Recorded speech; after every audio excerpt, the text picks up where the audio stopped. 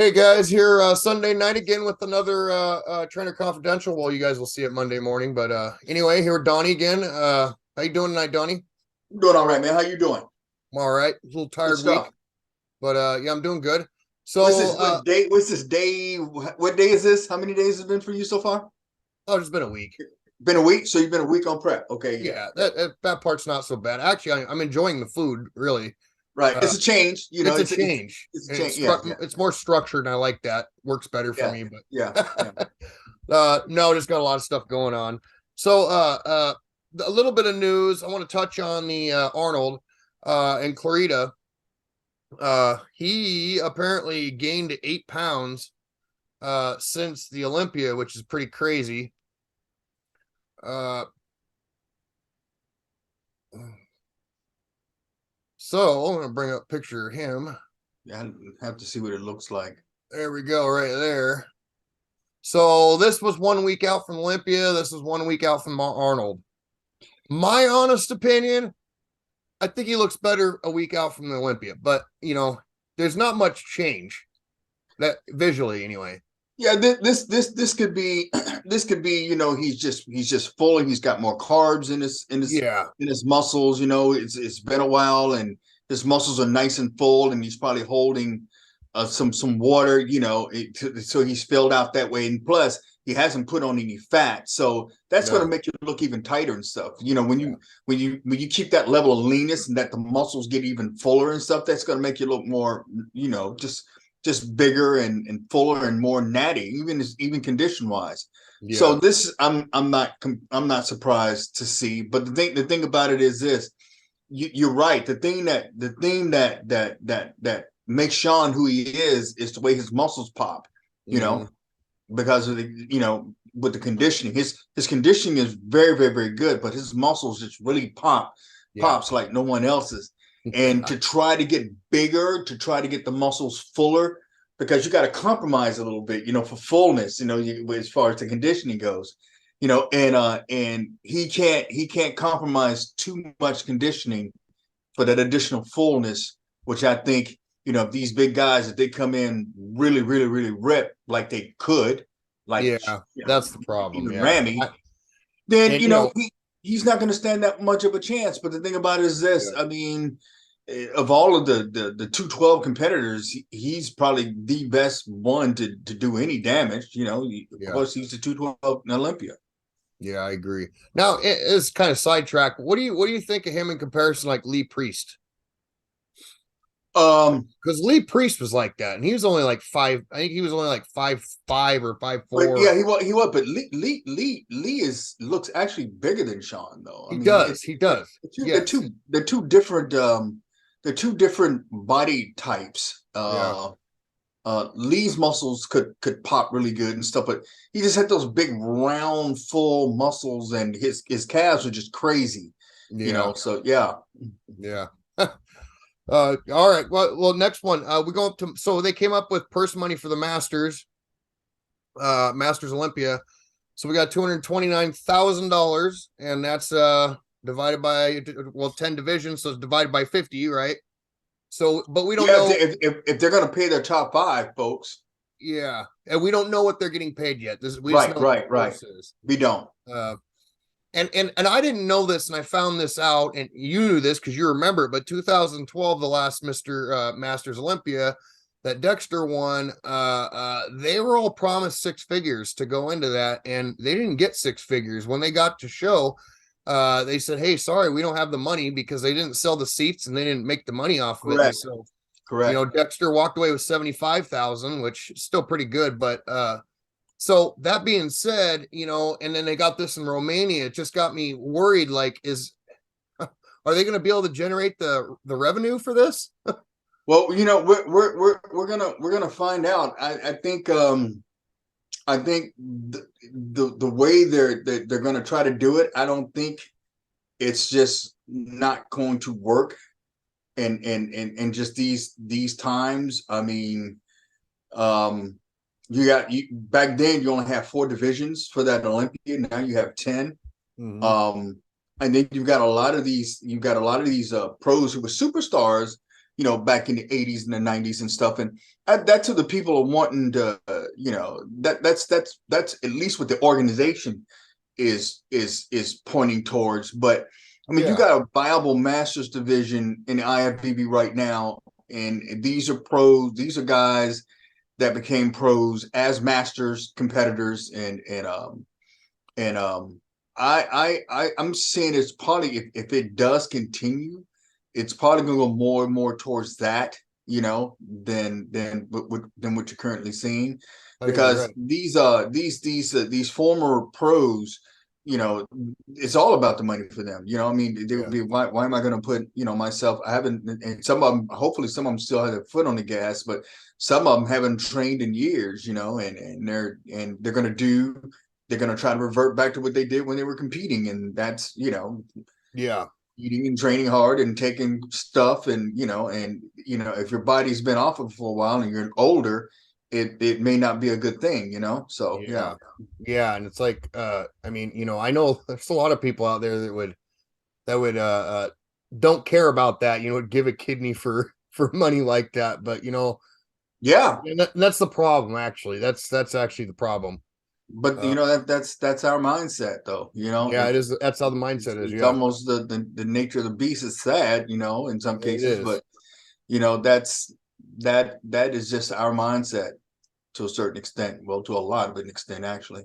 Yeah. And like we were talking earlier, you know, if our old bodybuilders from the past that we loved and all that, and come up there, we have an image of them in our head right now, what they look like. They get Mhm. up on stage now, and they're not going to look like they did, Right.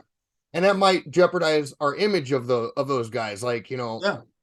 and that's an issue too. So, I I mean, mean, and so I think that's why that this Masters Pro Masters is going to come to a fork in the road. They're like I said, they're trying to build it off of the physiques of the superstars of the 80s and 90s and even the 2000s. mm, Whereas is you do have some viable bodybuilders coming up in the Masters ranks, that are masters, that are starting to make a bit of a splash. I mean, I'm going to do my second Worlds, and I'm going to do the Legion. I thought at the Legion it was pretty well represented. We had some really good competitors. yeah, you did. Yeah, you Legion, did. I watched Masters that show. Pro. There So was yeah, really good competitors there. yeah.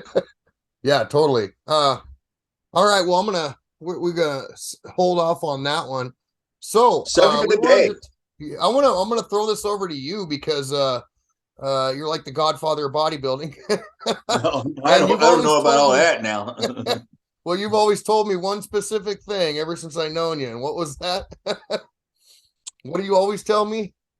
Three What is it things. to what is the key components to bodybuilding? Yeah, well, the key, yeah, or gains is intensity, consistency, and time. Yes, yes. That's You've it. preached that to me ever since I met you, and you couldn't be more than right. But what is that? What does that consist of? What, So I mean, explain. yeah, your three components. I mean, it's you gotta train in order. You gotta understand how the body works. The body mutates through adaptation. And you got these three components that you have in bodybuilding, in anything actually, Yeah, but in particularly bodybuilding.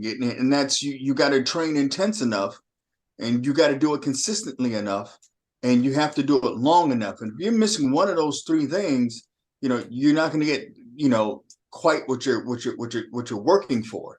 hmm, And starting with the first one, in intensity. And I'm just going off basic what I see a lot in my own gym, and I see in some of the other deals. Is one of the things that I ascertain for some people is some people, they either train intense enough, but they're not doing it consistently enough. And then some people are training very consistently, but they're not doing intense enough. you know and a lot of times after about 12, 13, 14 weeks, they get discouraged because they think they should be a lot further than they are, and then they quit. yeah, And yeah, so first things first, with the intensity, you just got to find out, you got to have a little bit of knowledge on how muscles work, what causes hypertrophy. And there's a couple of ways to do it, but the easiest way is you're going to recruit as many fibers as possible And what happens is your fibers, you tear them down and they repair themselves, and you tear them down and they repair themselves, and then eventually, they see that this is a pattern, and then those muscle fibers get a little thicker, and stuff. And next thing you know, the weight that you were using before, that's your signal. The weight is getting a little bit lighter now. You were struggling at 8, now you can take it to 12, and so that's when you make your adjustments to cause that tear down again, and then it just repeats itself. But it takes a certain amount of intensity to do that. One of the easiest ways to do is you got to make sure that your loads are right where they need to be. Now that doesn't mean, there's a fine line between building muscle and becoming a power lifter or an Olympic lifter. And so you've got, you've got fast fibers and slow twitch fibers, and you tend to use a lot of slow twitch fibers at about, I'd say about 80-90% of the stuff that you do, requires slow twitch muscle fiber. And even in some levels of training, it's just slow twitch muscle fibers, and you're not hitting those fast twitch fibers, which tend to be the thicker fibers, and so you've got to do some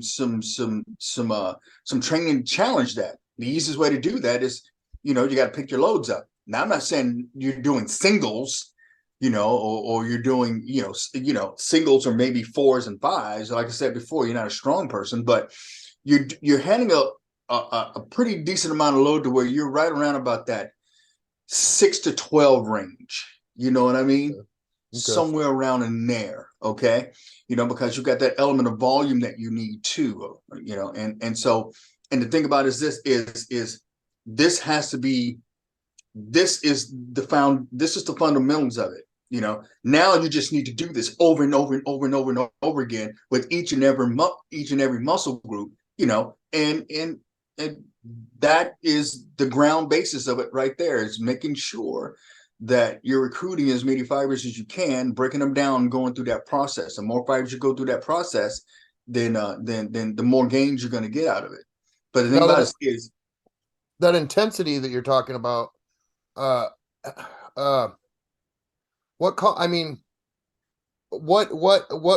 would you tell a person is intense enough for them? Do they need to go to failure on a particular exercise? I tend to go to failure, but then again, I don't do a lot of volume. Yeah. It just depends. You need a little bit of both. You have to have the volume, but at the same time, you got to really, get as many white fibers recruited as possible. And one of the things that I found out, that the age-related muscle wasting that happens as you age, the fibers that are actually getting wasted predominantly are your white muscle fibers. Really? Just doing daily chores is not enough to stimulate white muscle fibers. You see, okay. you're working your red fibers, but you're not working your white fibers. So that sarcopenia, that age-related muscle wasting, it's the white fibers that are getting, wasted. They're the ones that are atrophying, not the red fibers primarily. Yeah. Wow. Okay. But yeah, but continuing is it's a combination of, and that's where the training principle comes in. That's where the 20s come in for us and stuff. We start out with the weight that we're handling somewhere between, about 4 to 6, 7 reps, and then we crash and we just drop it about 20 pounds or so, and we keep going, and we drop it and we keep going, and we drop it and we keep going, and until we hit that number and we're done. I mean, you're pretty fried at that point. There's no doubt in your mind. You recruited all of the fibers, you've torn them down, okay. And then with the tail end of it, with the lighter, you've got a pump also. So you're gorging the muscles with blood at the same time towards the end. Oh, you need about 6 or 7 rounds of that, especially if you're just doing one muscle group like I do and like we do, then you're pretty much done. Good. Yeah. So, because we do train, I mean, I train to failure, you do too. So, but if let's say we were to double our volume, and you didn't have to train to failure, because of that, what would intensity be for that? Would it just be how you're attacking the weight? Would it be, how you're moving it? You know the thing about it is there's a point that it to me, my version of it is when the body is has take for the shoulder press, especially the machine shoulder press. You know, when we start out, you know, with 300 on it and stuff, and towards the end, you know, I'm at about 100, you know, but that 100 feels like 300. Yeah. You know, it feels the weight feels no lighter than it did when I started. Yeah. You know, and so that's right around the 20th rep or so, and so you know, normally this wouldn't be a problem, but you know, this wouldn't be a challenge, but it is definitely a challenge. So when you find that the muscles, you know, and at that point, it's just hard for me to just raise my arms up. You know what I mean? It's Yeah. yet alone to have a weight on it. I mean, if I try to raise Air's my heavy. arms, my arms even feel. And so you know, so you can do it. You can reach on volume. It's just that it just takes more time. Okay. You know, All and right. it's how much time are you willing to put into it, you know? And Yeah. so now you're talking about just the pragmatism of it. You know, do you have the amount of time to do, you know, a lot of volume, you know, and to a certain extent you'll get that effect. I know you'll affect all of your red fibers, you know, but I don't know how you would actually impact the white fibers if you're not doing any of the heavy stuff and you're just doing volume. Okay. Okay. So in order to keep that intensity, like you said, you got to be dialed in with your weights, That's the pretty key, right? That's close. the key right there. Yeah, and that is the main key right there, actually, because then Because once you get dialed in and that becomes right. lighter, you have to dial Yes. back in again. Yes, You got to and keep that. yes, and the thing about it is I'm glad you brought that up. You know, you know, people they talk about, you know, I do single sets with a lot of my clients, and I do single sets myself. You know, and people will say, well, you know, I can't do one set with the weight that I use. Of course you can.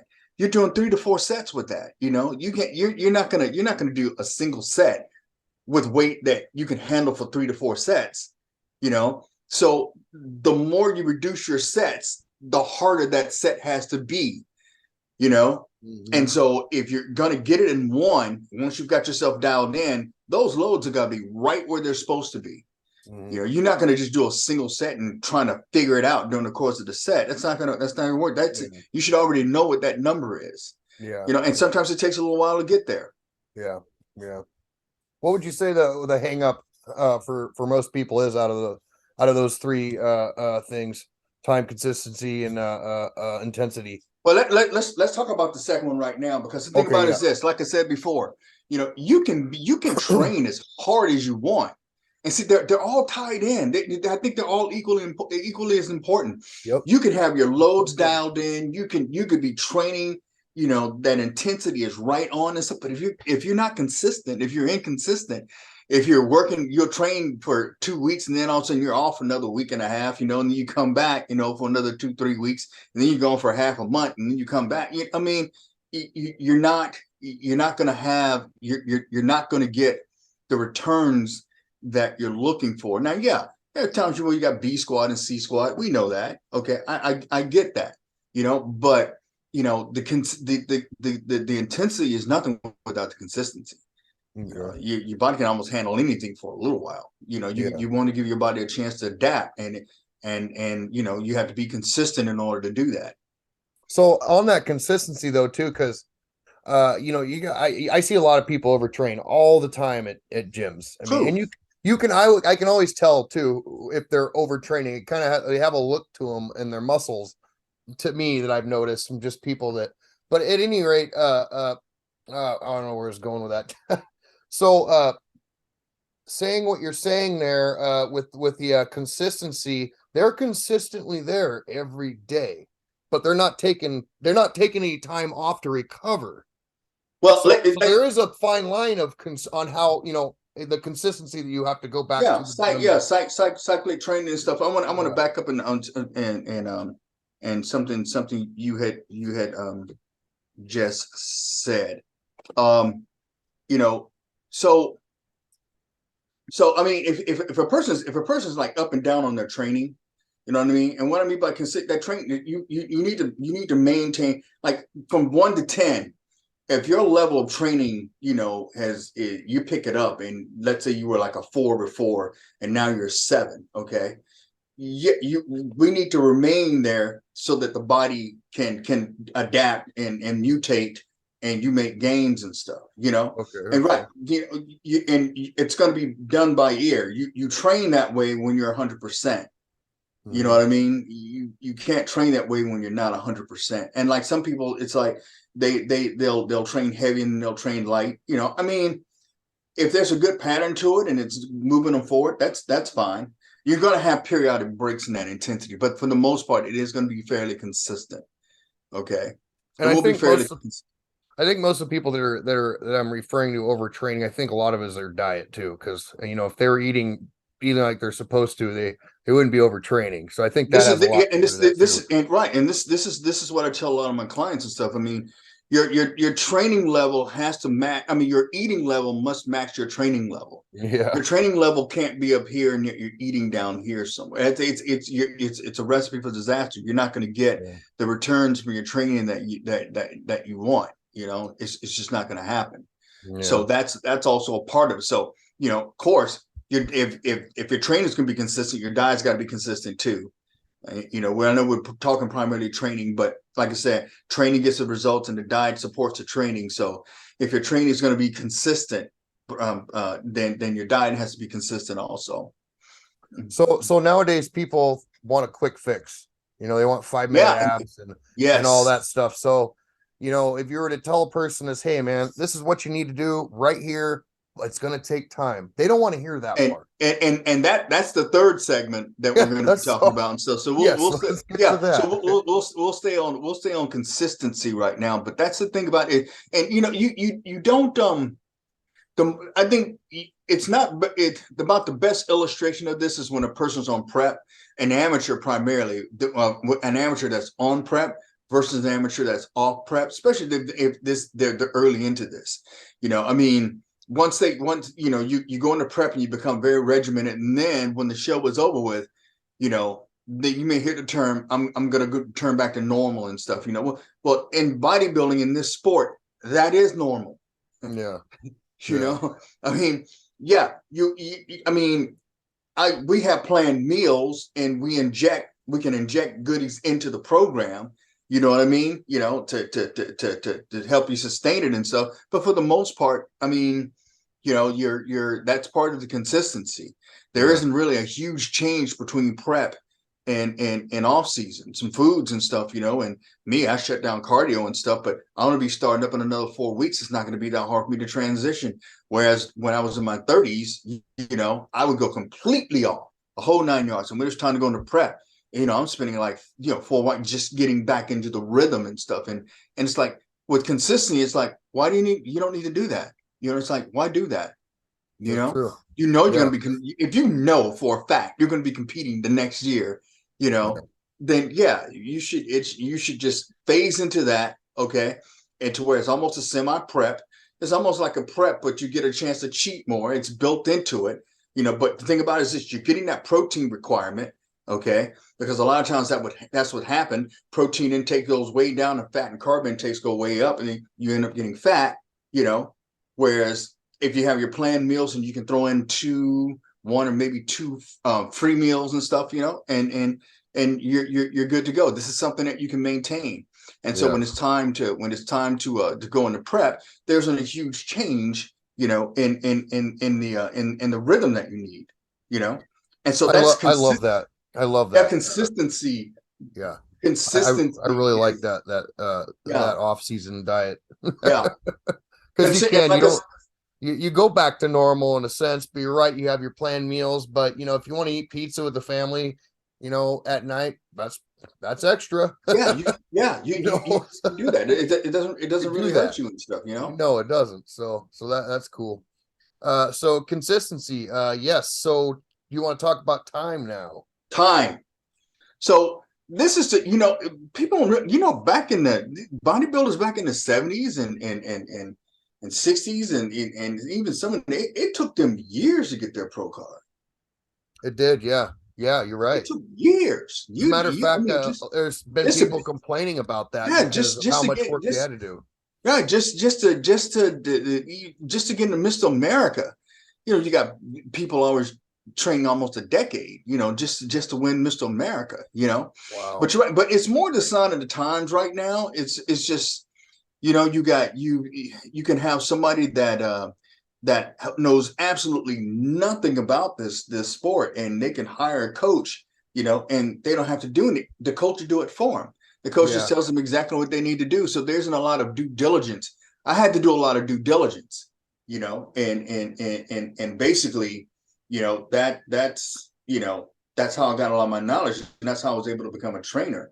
You have IFBB pros now that if you're looking at the number of years that they've been training, even in some cases it's just a couple of years tops. Yeah. And the thing about it is to learn everything you need to know to be very competitive, even at the regional level of bodybuilding. That's that takes some time. Yeah. That takes Yeah. some time. Yeah.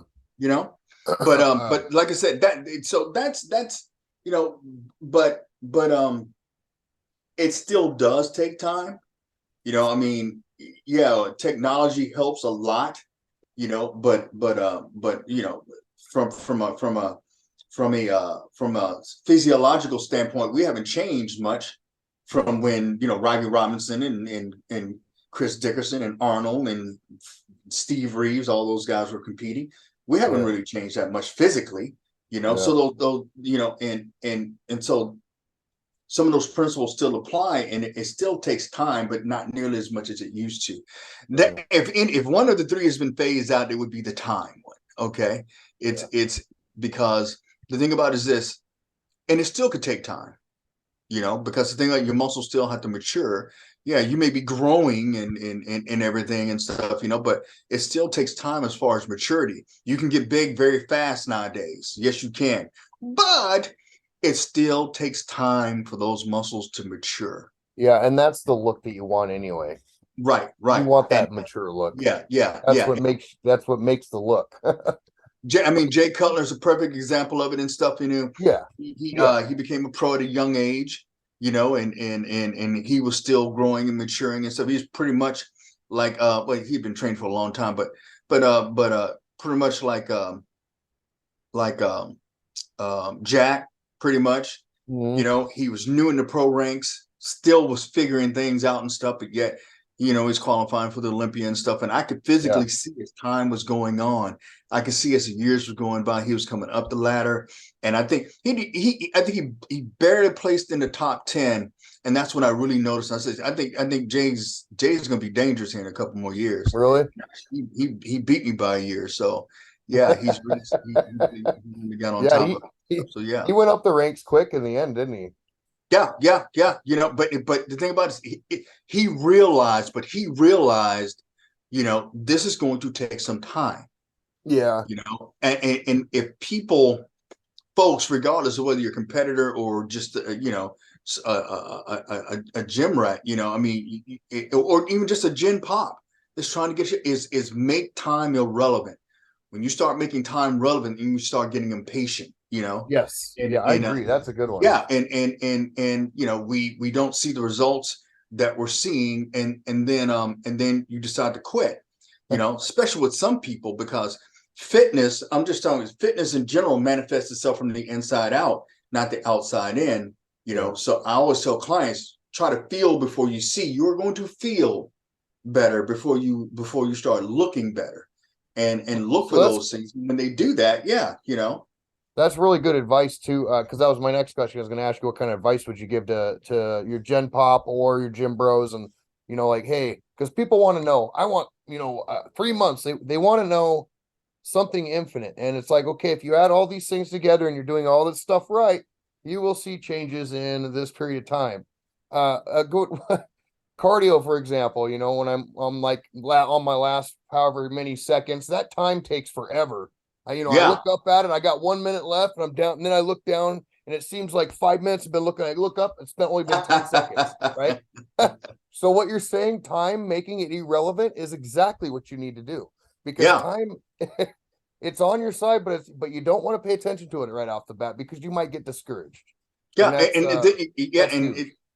and the thing, the thing with social media, it can work for you or against you in that department, because sometimes we're looking at folks and they're just looking absolutely fantastic and stuff, and wow, I'm not looking like that. Why am I looking? I'm not looking like that?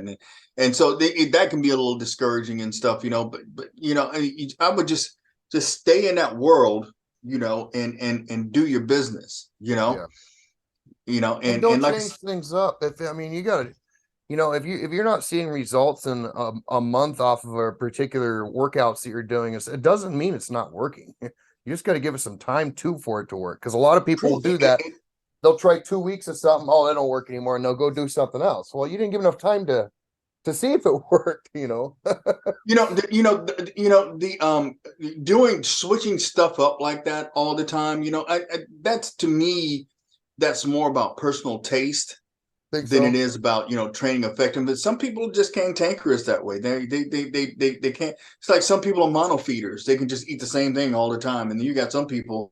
There's no way in heck they're going to be able to do that. They can't do it. It's just not them. Yeah.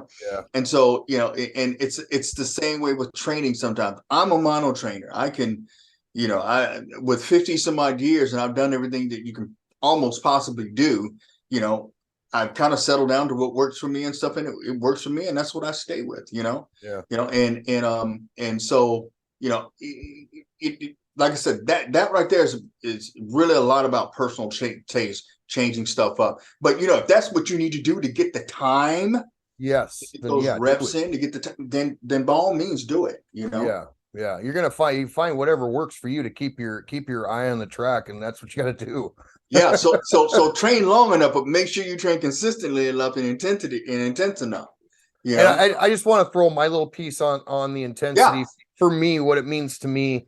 I do pretty hard work, and a lot of times I'm by myself, and I work really long days and long weeks, and I have, at the end of the day, I'm toast. Well, I got to go to the gym still, right? So, but when I step into that gym and I got to do my work, even when I got to do my work, I have something that snaps in my mind, and that intensity comes out. I can have no, I can collect all the energy from that whole day for just that one workout if I absolutely have to. And that's what I will do every single time. That's the intensity that you're talking about. And that's what you guys got to pull out. However way you do it, that's what you need to pull out. And that's what it means to me. Because there's not a time that I go into the gym and I don't give it. There's times I'm weak, yes, and times I'm tired, yeah. But I'm still nailing my workout each time, 100%, if not more, minimum 100%. For me, I might not be lifting the weight as many times I'd like to, or I may even go lighter in weight because I couldn't do the heavier weight. Whatever the case is, that intensity for that time that I'm weak is going to be the same then as it is when I'm strong. And and the work is still getting done, right? Right. And the thing the intensity is what triggers the adaptive response. That's what the body's actually adapting to. Not so much the exercise itself, but the challenge that comes with the exercise. The challenge that's imposed on the muscles and stuff. And that's what the muscles respond to. That's the first thing they respond to. And then, like I said, the second thing to respond to is you doing this over and over and over again. You do it just one or two times, and I mean, there's not going to be an adaptive response. Okay. But if you're doing it over a period of like 4 to 5 weeks, then yeah, there's definitely going to be an adaptive response. And then you're going to know that when that weight that you were handling initially, now you're able to get a few more reps out of it and stuff. And so, yeah. Yeah, because we adapt. I mean, you go outside when it's sunny outside and you don't have sun lotion on, you're gonna get tan or you're gonna get sunburn, but you're going to have a change there because you're going to adapt to it. You're eventually Mm-hmm. going to get tan and you won't get sunburn no more. There's an Yeah. adaptation And in the weight human train's the body same for way. everything. So Gains are the same way. yeah, Gains I don't care whether you're a competitor or whether you're you're still, that's the same. The dynamic is the same. It's scaled up and scaled down, you yeah, know, yeah, but my clients are going through the same processes that I'm going through. It's just at a different level. That's all. yeah, yeah. Awesome. This is a good talk. I'm glad. I know we've talked about those components before a little bit, but we didn't really get too far into it. Oh yeah. Another thing, we kind of ran out of time, but we talked B squad, A squad, C squad. Yeah. I want to get next week. I want to explain what that is, and we'll have you Yes. explain because you That actually this is your method, right? right. Yeah, Yes, like it is. It okay, is. so It's how I train my clients, how I train myself. It's just basically it's cyclic training. We'll get yeah, into it, but it's we're basically gonna get cyclic on that training. next week because I like Yeah. that. Yeah, Yes. so because they hear us talk about it, we didn't explain it. I'm full